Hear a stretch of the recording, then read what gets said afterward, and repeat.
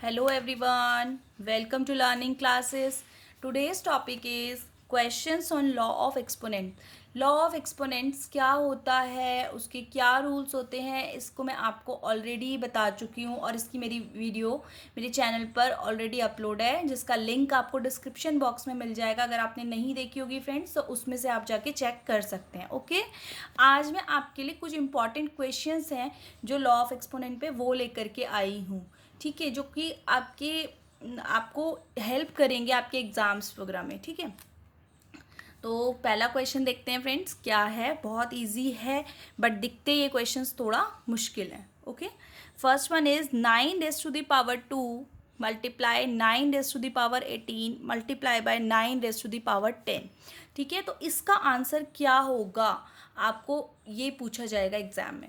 तो इसका आंसर क्या होगा, इसके लिए सबसे पहले हमें क्या देखना होता है लॉ ऑफ एक्सपोनेंट में, कि इसमें कौन सा लॉ अप्लाई कर रहा है। कोई भी क्वेश्चन गिवन होगा उसको आपका कहीं ना कहीं कोई भी आपका लॉ अप्लाई कर रहा होता ही है। तो वो ये हमें पहले फाइंड आउट करना है कि कौन सा आपका लॉ जो है वो अप्लाई यहाँ पे कर रहा है। देखिए फ्रेंड्स, यहाँ पे 9 की पावर 9 की पावर 9 की पावर, ठीक है, यानी कि आपको दिख रहा है कि इनमें तीनों के केसेस में आपके जो बेस हैं फ्रेंड्स 999 बेस जो है आपका सेम है। ठीक है, और जो है साथ में हो क्या रहा है, इनके बीच में रिलेशन क्या है, मल्टीप्लिकेशन का। ठीक है ना, बेस सेम होते हैं और आपका मल्टीप्लाई हो रहा होता है तो पावर्स क्या हो जाती हैं, ऐड हो जाती हैं। ये मैं आपको रूल्स में पहले ही बता चुकी थी। ठीक है, तो यहाँ पे यूजिंग कौन सा लॉ यूज करेंगे हम, बेस हमारा सेम होगा, जिसमें बेस हमारा सेम होगा बट इसकी पावर्स जो होती हैं वो डिफरेंट होती हैं। ठीक है, तो जब बेस सेम है और पावर जो है अलग है और मल्टीप्लाई हो रहा होता तो पावर्स आपस में क्या हो जाती थी फ्रेंड्स, ऐड हो जाती थी, है ना। तो इसी वाले लॉ को आप यूज़ करेंगे और आप अपने क्वेश्चन में जो भी लॉ अप्लाई कर रहे हैं, जो भी रूल अप्लाई कर रहे हैं, वो साइड में उसको स्पेसिफाई करके देंगे कि ये वाला हमारा जो है लॉ हम यूज़ कर रहे हैं, जिससे कि आपका जो टीचर है उसको चेक करने में आसानी रहेगा और पता रहेगा कि बच्चे को आता है अच्छे से। ठीक है, तो ये हमने यहाँ पे लॉ अप्लाई करा तो मैंने यहाँ पे उसको शो कर दिया। तो इसको यहाँ पे शो करा तो मैं यहाँ पे दिखाऊंगी 9 की पावर 2 प्लस 18 प्लस 10। ठीक है, क्योंकि बेस सेम है, अब यहाँ पे 2 है, आप कहेंगे यहाँ 3 है तो 3 पे भी अप्लाई हो जाएगा, ऐसा कुछ नहीं है। ठीक है, क्योंकि हो तो मल्टीप्लाई रहा है, बाकी चीज़ें तो कॉमन ही है। तो 9 की पावर 2 प्लस 18 प्लस 10, क्योंकि मल्टीप्लाई हो रहा है तो पावर्स ऐड ऑन हो जाती हैं। तो अब ऐड करा तो 18 प्लस 2, यहाँ पे मैं करके दिखा देती हूँ आपको, प्लस 10। ठीक है, तो 8 2 0 और 1 क्या हो गया, 30। ठीक है फ्रेंड्स, तो यानी कि इसकी पावर कितनी हो गई, 9 raised to the power 30। और इसको आपको आंसर को इसी एक्सपोनेंशियल फॉर्म में ही छोड़ना होगा, क्योंकि 9 की पावर 30 निकालना बहुत मुश्किल हो जाएगा। ठीक, नेक्स्ट इज क्वेश्चन नंबर 2। अब देखेंगे क्वेश्चन नंबर 2 कैसे है। 2 raised to the power 20 plus 2 raised to the power 20 plus 2 raised to the power 20 plus 2 raised to the power 20। ठीक है, अब आप देखिए कि 2 की पावर 20 गिवन है और 4 टाइम्स गिवन होके ऐड होने को बोल रहा है, तो इसको हम कितना इजीली सॉल्व कर लेते हैं। तो अब यहाँ पे मैं क्या करूँगी, अब मेरे को दिख रहा है चारों केसेस में जो है 2 की पावर 20 कॉमन है। ठीक है, तो मैं ऐसा करूँगी कि जो मेरा कॉमन है 2 की पावर 20, इसको मैं बाहर ले लूँगी। ठीक है, जैसे कॉमन निकालते हैं तो कॉमन निकाला यहाँ से, तो यहाँ पे भी बचा 1, यहाँ पे भी, यहाँ पे भी, यहाँ पे भी, तो सब जगह जो है 1 1 1 जो है आपका बचा है। ठीक है ना फ्रेंड, तो इस तरह से निकाल लिया मैंने। अब 1 प्लस 1 प्लस 1 प्लस 1 4 टाइम्स 1 हो जाएगा, तो ऐड ऑन करके कितना हो गया फ्रेंड्स, ये 2 की पावर 20 जो यहाँ पे कैरी ऑन हो रहा है उसको हम ले जाएंगे मल्टीप्लाई बाय 4। ठीक है, अब 4 का मैं यहाँ पे आपको प्राइम फैक्टराइजेशन करके दिखा देती हूँ, वैसे आपको आता होगा। 4 का करूँगी तो 2 2 ज़ा 4, फिर 2 1 ज़ा 2। ओके, तो 4 को मैं करूँगी तो यहाँ पे क्या हो जाएगा, 2 की पावर 20 इंटू 2 की पावर 2, ऐसे लिख सकती हूँ ना मैं। 4 को मैं अगर प्राइम फैक्टराइजेशन करा तो क्या निकला मेरा, 4 इज इक्वल टू 2 इंटू 2, यानी कि 2 की पावर 2 निकल गया। ये बन गया मेरा 2 की पावर 2। ठीक है, अब यहाँ पे देखिए अगेन बेस हमारे सेम है और पावर्स जो है क्या पावर्स दी हुई हैं और यहाँ पे रिलेशन क्या है, मल्टीप्लाई हो रहा है। तो सेम आपका यहाँ पे भी यही वाला लॉ आपका अप्लाई हो रहा है, using A raise to the power M into A raise to the power N is equal to A की पावर एम प्लस एन। ठीक है, तो आप जो भी लॉ यहाँ पे लिख रहे हैं बता देंगे, यहाँ पे स्पेसिफाई करेंगे। तो जब बेस सेम होता है तो पावर्स क्या हो जाती हैं, आपस में ऐड हो जाती हैं, ऐड हो गई पावर्स। तो आंसर क्या आया मेरा, 2 की पावर 22। ठीक है फ्रेंड्स, यहीं पे एक्सपोनेंशियल फॉर्म तक ही इसको छोड़ना होता है इतना, क्योंकि एक्सपेंड करना इतनी बड़ी बड़ी वैल्यूज़ पॉसिबल नहीं होती, तो आप एक्सपोनेंशियल फॉर्म तक छोड़ देंगे आंसर। ठीक, नेक्स्ट क्वेश्चन इज 3 की पावर -7 मल्टीप्लाई 3 की power 2n plus 3 is equal to 3 की पावर 11 डिवाइड बाय 3 की पावर 5। अब यहाँ पे आप देखिए दो लॉज अप्लाई हो रहे हैं, बेस सेम है, मल्टीप्लाई हो रहा है। ठीक है, तो पावर्स क्या हो जाती थी, ऐड हो जाती थी। यहाँ पे बेस सेम है, डिवाइड हो रहा है, बेस सेम है लेकिन रिलेशन क्या है, डिवाइड का। तो यहाँ पे पावर्स क्या हो जाती थी, सब्ट्रैक्ट हो जाती थी, माइनस हो जाती थी। ठीक है, तो यहाँ पे मैं आपको दिखाती हूँ law using A raise to the power M. जो भी आप लॉ लिखेंगे करेंगे यूज, उसको लिख करके साइड में जरूर दिखाएंगे फ्रेंड्स।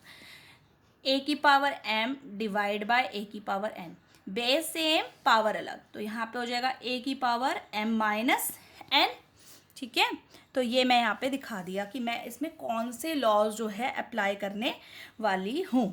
ठीक, तो देखिए बेस सेम है, बेस सेम है तो पावर्स क्या हो जाती थी, आपस में ऐड हो जाती थी। यहाँ पे मैं ब्रैकेट लगा दूंगी क्योंकि इस तरह से दिया हुआ है, इज इक्वल टू 3 की पावर 11 माइनस 5, बेस सेम है, डिवाइड हो रहा है, तो यहाँ पे मैं माइनस, यहाँ पे मैं प्लस करूँगी।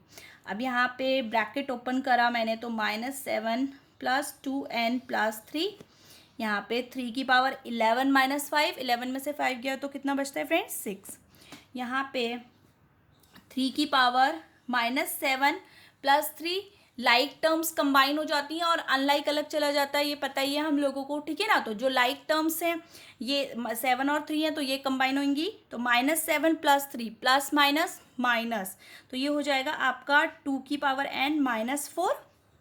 ठीक है, इज इक्वल टू 3 की पावर 6। अब देखेंगे नेक्स्ट स्टेप, जब हमारे बेस सेम होते हैं फ्रेंड्स और जो पावर्स होती हैं, बेस हमारा सेम है और जो है तो हमारी जो पावर्स होती हैं वो इक्वेट कर जाती हैं।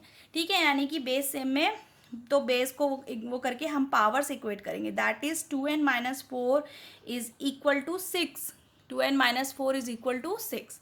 ठीक है, अब इसको नॉर्मल सॉल्व करेंगे, n की वैल्यू फाइंड आउट करनी थी ना इसमें आपको, तो that is 2n is equal to, ये LHS से RHS में मूव करता है तो अपना साइन चेंज कर देता है। ठीक, तो 6 प्लस 4, तो ये हो जाएगा 2n इज इक्वल टू 10। तो यहाँ पे कर देती हूँ मैं बाकी का portion, n is equal to, अब यहाँ पे 2 इंटू एन है, 2 मल्टीप्लाई n है, तो यहाँ मल्टीप्लाई हो रहा है, तो जब दूसरी साइड जाता है रूल क्या कहता है कि वो डिवाइड हो जाएगा, तो ये हो जाएगा 10 अपॉन में 2, इसको कट कर देंगे 5, तो n इज इक्वल टू 5, ये आपका फ्रेंड्स आंसर होगा। ठीक है फ्रेंड्स, होपफुली आपको समझ अच्छे से आया होगा। Next is question number 4, find the value of n when 3 की power n is equal to 243। है ना, थोड़ा सा कंफ्यूजिंग क्वेश्चन फ्रेंड्स, बट बहुत ईजिली आप इसको सॉल्व कर पाएंगे। देखेंगे हम क्या करते हैं, 3 की power n is equal to 243, ये आपका क्वेश्चन है। ठीक, इसमें जो आपका 243 है ना, इसको सिंपली आपने कुछ नहीं करना है, बस इसका प्राइम फैक्टराइजेशन आपको कर देना है। ठीक है, प्राइम फैक्टराइजेशन आपको करना है, तो यहाँ पे मैं 3 से करूँगी। आपको रूल ऑफ डिविजिबिलिटी ऑफ 3 पता ही होगा कि अगर हम इसका जो है सम जो है जो आए वो आपका 3 की टेबल में अगर आता है तो वो 3 से डिवाइड हो सकता है। तो हम करेंगे 3 + 4 7, 7 + 2 9, तो 9 3 की टेबल में आता है, तो यानी कि रूल ऑफ डिविजिबिलिटी ऑफ 3 यहाँ पे अप्लाई हो रहा है और ये यानी कि 3 से ईजिली कट सकता है नंबर। तो 3 को करेंगे तो 3 8 ज़ा 24, 3 1 ज़ा 3, फिर 3 अप्लाई करेंगे 81 कटता है, 3 2 ज़ा 6 और 2 बचा तो 3 7 ज़ा, फिर 3 9 ज़ा 27, 3 3 ज़ा 9, 3 1 ज़ा 3। ओके फ्रेंड्स, इतना समझ में आया होगा आपको। तो यानी कि यहाँ पे देखेंगे कि जो 243 है वो कितना हो रहा है, 3 कितनी टाइम्स आ रहा है यहाँ पे फ्रेंड्स, 5 टाइम्स आ रहा है ना। 1 2 3 4 5, तो इसको मैं ऐसे लिख सकती हूँ 3 की पावर 5। ये बेसिक्स जो है ये ऑलरेडी आप जो है पहले वाली जो मेरी वीडियो है उसमें देख चुके हैं, अगर नहीं देखा तो आप प्लीज़ जाके चेक कर लीजिएगा। तो ये हो गया 3 की पावर 5, 243 की वैल्यू आप लिख सकते हो 3 की पावर 5, दोनों इक्वल है। तो यहाँ पे हो गया 3 की power n is equal to 243 किसके इक्वल हो गया, 3 की पावर 5 के, तो मैं यहाँ पे लिख सकती हूँ 3 की पावर 5। ठीक है, अभी पहले क्वेश्चन में हमने समझा कि अगर बेस सेम होते हैं तो पावर जो होती है आपकी इक्वेट हो जाती है ना, इक्वेट कर सकते हैं। तो यहाँ पे क्या हो जाएगा, n इज इक्वल टू 5। यहाँ पे तो सॉल्व करने का था लेकिन यहाँ पे कुछ भी सॉल्व करने का नहीं है, आपको सिंपली दिख गया कि आपकी जो n है जो आपको फाइंड आउट करने को कहा गया उसकी वैल्यू कितनी निकली, n की पावर 5। ओके फ्रेंड्स, होपफुली मेरी questions on law of exponent वाली वीडियो आपको पसंद आई होगी, आपके लिए बहुत हेल्पफुल होगी।